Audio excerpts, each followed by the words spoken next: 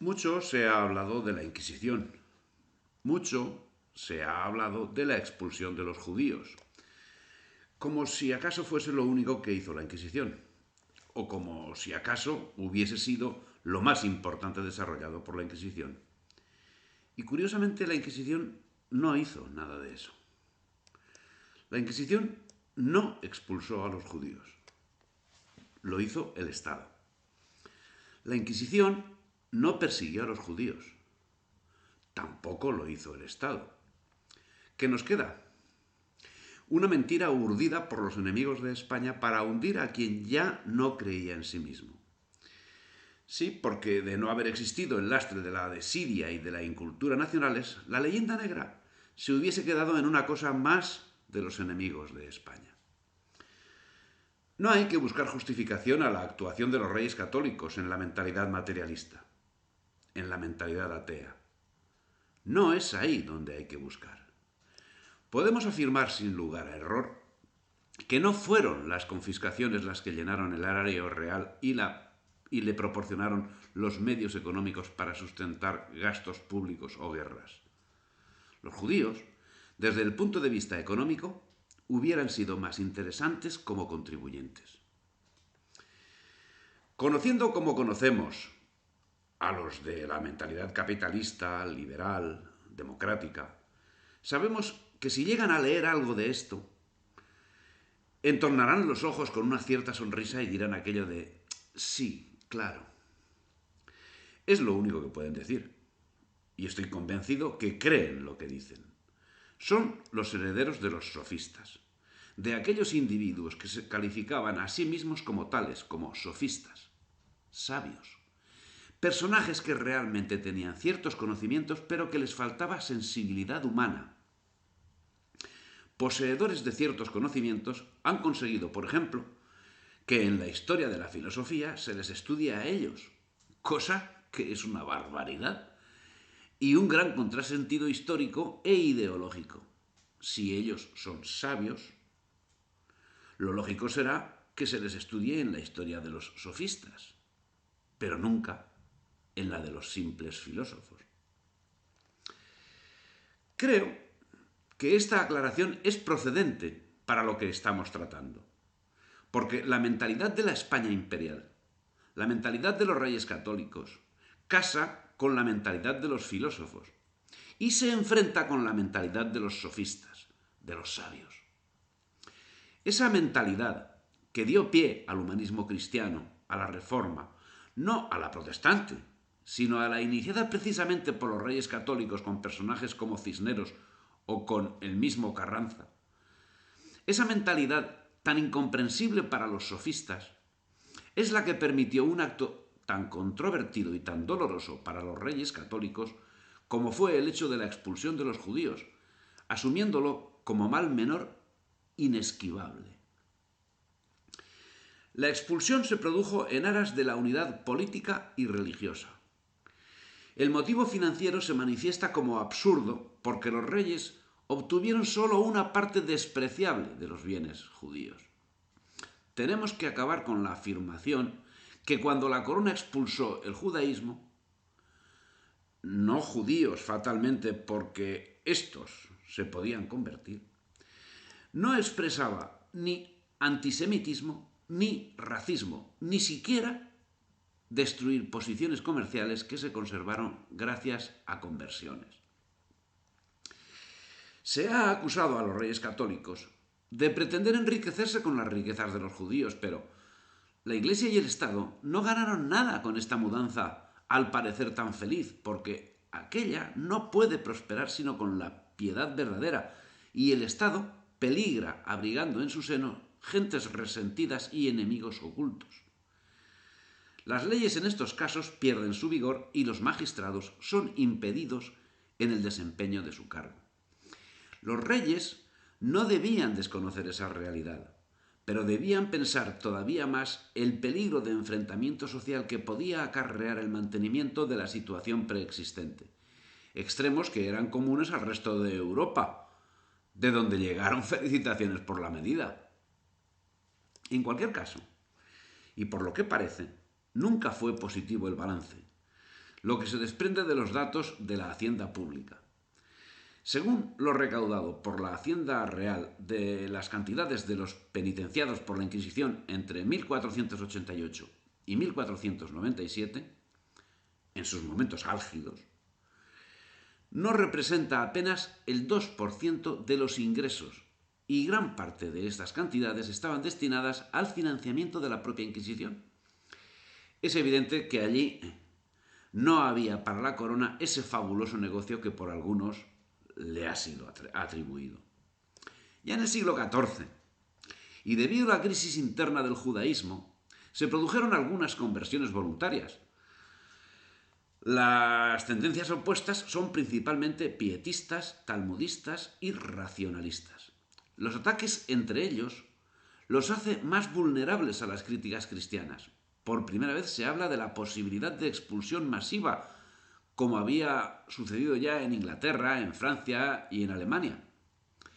La peste negra complicaba el asunto. Algunos veían un castigo divino por permitir a los judíos convivir con ellos. Otros inventaban la mentira vil de que eran judíos los causantes directos de la peste. En fin, una infamia propia de unas mentalidades pues poco desarrolladas. Fuera lo que fuera, se produjeron ataques furiosos contra los judíos. En Castilla, la guerra civil, el rey legítimo Pedro el Cruel protegía a los judíos y lo manifestó en las leyes de las Cortes de Valladolid de 1351, y los judíos lo apoyaron. Fue el bando perdedor. Don Enrique de Trastámara. Algo parecido había tenido lugar en Renania durante las cruzadas, en Inglaterra entre los años 1189 y 1190, y en toda Alemania durante la época de la peste negra. Pero las consecuencias fueron únicas en esta ocasión. En todos aquellos países, solo un débil residuo aceptó el bautismo, un número ridículo. Sin embargo, en España sucedió algo bien diferente. Su asimilación social al resto de la población había progresado tanto que el cambio parecía quizás menos drástico. En los reinos de Castilla y de Aragón se estimó en la improbable cifra de 200.000. Un fenómeno único en toda la historia del pueblo judío. La conversión era el caballo de batalla. Los reyes no querían el dinero de los judíos, sino su conversión al cristianismo, mientras que el judaísmo prefería la muerte, el destierro, la ruina económica. Elíjase el orden de prioridades. Antes que quienes llevaban siglos conviviendo llegasen a un entendimiento total, a una integración como única raza humana, objeto del cristianismo, objeto de la trayectoria del Imperio Romano y base inequívoca de España. Por eso, por la falta de esa concordia tan profunda e íntimamente deseada, el conflicto hebreo seguía pudriendo las entrañas del pueblo español.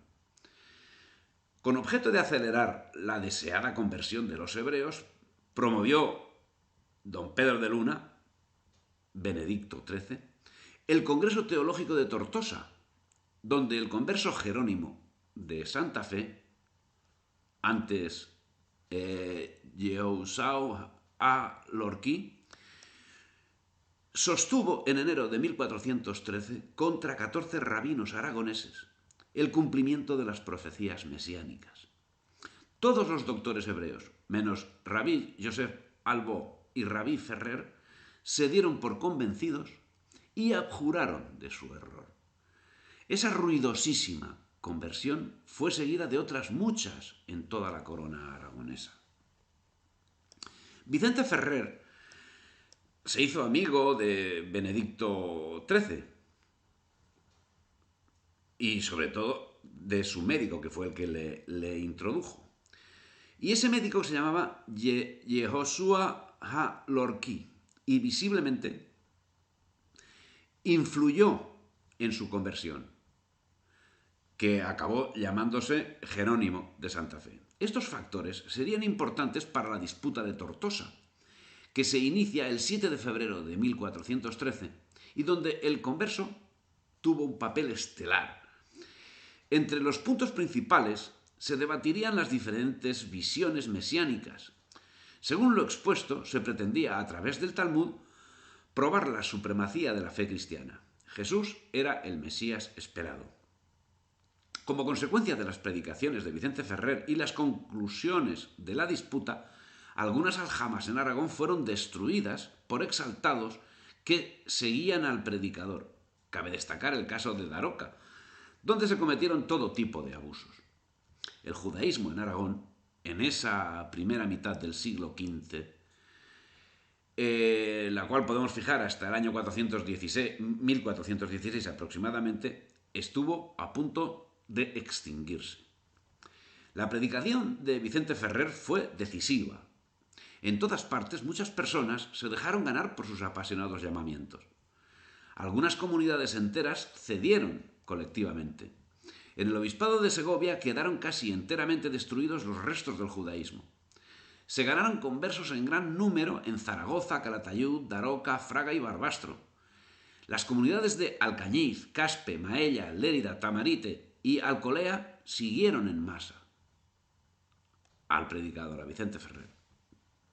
Más de 200.000 familias o más de 1 millón de personas de la ley de Moisés se bautizaron entonces. No hagamos mucho caso a las cifras, porque a los historiadores, sobre todo en aquella época y anteriores, les encantaban los redondeos. Se habla de 1 millón de personas aquí, como también se habla luego de 1 millón de personas que salieron expulsados de España en 1492. No es cierto, ni en un caso ni en otro. Es el caso que se hablaba de esos números.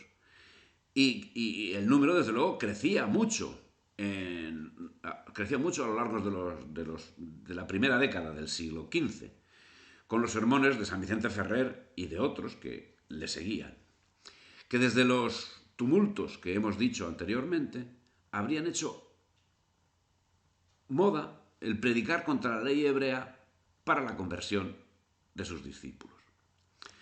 Pablo García de Santa María, siendo obispo primero de Cartagena y posteriormente de Burgos, además de canciller mayor del reino, albacea y ayo del príncipe Juan, fue autor del Scrutinium Scripturarum sive dialogus Sauri et Pauli contra Judeos, que junto a Hebraemastix del converso Jerónimo de Santa Fe y Celus Christi contra Judeos del converso Pedro de la Caballería, se distinguieron por los eruditos argumentos teológicos y por su profundo conocimiento del ritual judío. Paralelamente, un significativo número de conversos lo era solo de palabra, así como había muchos que, la mayoría parece ser, que era de corazón, muchos era solamente de palabra. Se casaban con miembros de las familias de sus antiguos correligionarios y solían continuar viviendo en el mismo barrio. Frecuentaban las sinagogas, formaban asociaciones religiosas con objetivos titularmente y solo titularmente católicos. En fin, eran judíos en todo y cristianos tan solo en la forma. La defección del judaísmo, llevada a cabo por la mayor parte de quienes profesaban la religión judía, ocasionó dos acciones. La primera, que los altos cargos de la administración de la monarquía habían dejado de ser judíos y habían pasado a ser conversos. Y la segunda, que los judíos ortodoxos vieron como traidores a quienes se habían bautizado. El caldo de cultivo perfecto para fomentar el odio, no ya a los judíos, sino a los conversos.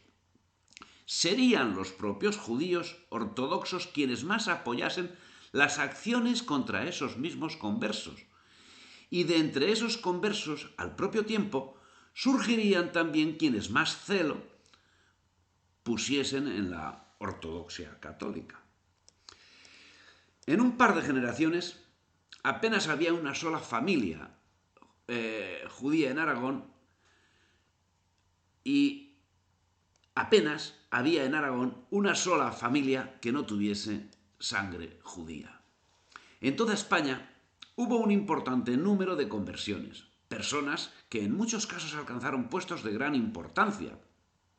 Nombres que se unieron a Pablo de Santa María serían su hijo Alfonso, su hermano Gonzalo, Juan de Torquemada, inquisidor general, Hernando de Talavera, arzobispo de Granada, Alonso de Oropesa, general de la Orden de los Jerónimos, Sancho de Paternoy, interventor de la Casa Real, Hernando del Pulgar, secretario de la reina Isabel, Alonso de Cabrera, gobernador del Alcázar de Segovia, Juan Pacheco, marqués de Villena y gran maestre de la Orden de Santiago, Pedro Girón, gran maestre de la Orden de Calatrava, Pedro Gutiérrez de Santa Clara, historiador de la conquista del Perú, la familia Méndez, banqueros de Portugal, Pedro Teixeira, escritor, Duarte Gómez Solís, economista, Pedro Núñez, cosmógrafo real de Juan III de Portugal, Antonio Bocarro, Fernando de Rojas, Juan de España, Rodrigo Cota, Pablo de Heredia, Alfonso de Zamora, Juan de Leví, Andrés Eli, Villahermosa Zaportas, Jimeno Gordo, Epses, Clemente, González, Chinet, Coloma, Coscones, Villanova. De raza judía. Españoles en todo lo demás, incluido en eso. El cambio que el formulismo del bautismo había operado en su favor, de ellos y de todos los conversos, se veía acentuado por contraste con sus hermanos no convertidos, quienes desde principios del siglo XV habían llegado a quedar totalmente humillados. No cabe duda que en las conversiones juegan papel no despreciable las conveniencias sociales, no nos engañemos, pero tampoco cabe duda que la importancia de las conversiones reales era muy superior a las acomodaticias. No obstante, siempre sería excesivo el número de conversiones acomodaticias, y por ello se levantaban voces reclamando medidas para controlar la acción de los falsos conversos y la salvaguarda de los conversos auténticos. Generalmente, quienes reclamaban esas medidas eran justamente los conversos, que se veían perjudicados por las dudas que sobre ellos hacían recaer los falsos conversos. Fray Alonso de Espina, converso, se quejaba en el Fortalitium de la muchedumbre de judaizantes y apóstatas, proponiendo que se hiciera una inquisición en los reinos de Castilla. A destruir este judaísmo oculto dedicó toda su vida. El peligro de la infección judaica era grande y para él muy real. Y lo confesaba él mismo. Se manifestaba defensor de la unidad de los fieles en su libro Lumen Dei ad Revelationem Gentium, que por encargo del arzobispo Carrillo hizo pesquisa en Toledo y halló, conforme queda relatado en la investigación, que de una y otra parte había mucha culpa. Los cristianos viejos pecaban de atrevidos, de temerarios, de facinerosos, y los nuevos de malicia y de inconstancia en la fe. Había en aquellos tiempos mucha literatura al respecto. El clima de desconfianza preocupaba, y había autores que dejaban al descubierto el problema. Así, Jaime Pérez de Valencia exponía lo siguiente: hay que advertir que aunque muchos judíos se bauticen en el transcurso del tiempo, no todos lo hacen con la misma intención. 3 motivos diferentes impulsan a muchos a recibir el bautismo. Unos se bautizan coaccionados, con el fin de evitar la muerte, ya que con frecuencia son asaltados en revueltas populares debido a sus crímenes. Estos casi nunca llegan a ser buenos cristianos, hasta la 3ª generación, porque ocultamente enseñan a sus hijos los ritos judaicos. Otros reciben el bautismo simuladamente para poder relacionarse con los cristianos y ser admitidos en sus negocios y en la recaudación de impuestos públicos y aranceles. Estos, por el mismo motivo, en raras ocasiones son buenos cristianos hasta la 3ª generación. Y una minoría recibe el bautismo únicamente por la iluminación del Espíritu Santo, que les viene del estudio profundo de las Escrituras junto con los cristianos. Estos conversos, al conocer la verdad de las Escrituras, son generalmente, o por mejor decir siempre, buenos cristianos. Los demás judíos continúan siempre en su ceguera por la maldición que ha caído sobre ellos, hasta la llegada de Elías, ante la segunda venida de Elías. Bien, eso se decía en el momento. La actividad de los falsos conversos no cesaba a pesar de todo. Así, en 1524, un confidente nuevo cristiano, llamado Enrique Núñez, fue asesinado por una pareja de marranos disfrazados de frailes. Otros atentados y desórdenes motivaron que se instaurase la Inquisición en Portugal el 17 de diciembre de 1531, siendo inquisidor general Fray Diego da Silva. Pero en 1533 el Papa Clemente VII emitió la bula del perdón que concedía a los nuevos cristianos una amnistía para todos los pasados delitos. En 1536 se confirmaba en Portugal la institución de la Inquisición conforme al modelo español. La reactivación de la Inquisición en Portugal fue la causa de que los marranos portugueses se opusiesen furiosamente al nuevo régimen y que apoyasen cualquier intento para conseguir la independencia. Y tan notorias fueron sus simpatías que en general se decía que las piraterías de Drake fueron tramadas por los marranos. Pero esas relaciones de los judíos portugueses con Inglaterra ya venían de antiguo.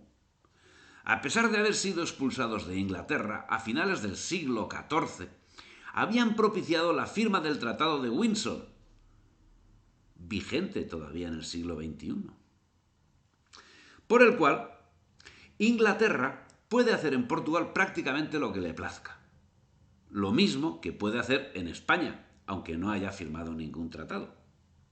Así, por el mismo intervino en 1640 propiciando la separación de este reino hispánico de la unidad nacional. En 1890 Inglaterra exigió su incumplimiento y envió un ultimátum obligando a Portugal a retirarse del territorio existente entre Angola y Mozambique. En base al mismo tratado, Inglaterra obligó a Portugal a luchar en la Primera Guerra Mundial y volvió a invocar el tratado para impedir que Portugal se aliase con el Eje y obligarle a ceder una base aérea en las Azores. Y por supuesto, no se cumplió cuando en 1961 fue atacada la India portuguesa por el ejército de la Unión India. Esas son las relaciones de Inglaterra con España. Las relaciones entre conversos y judíos se veían permanentemente enrarecidas por los que permanecían fieles a la ley judaica, quienes no perdonaban lo que consideraban una traición de raza.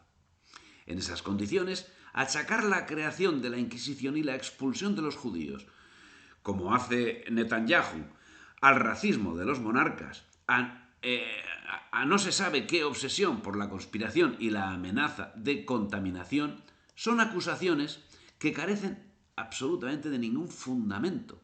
Lo mismo que no es nada convincente la idea de que la Inquisición sería una concesión a los racistas del partido anticonverso.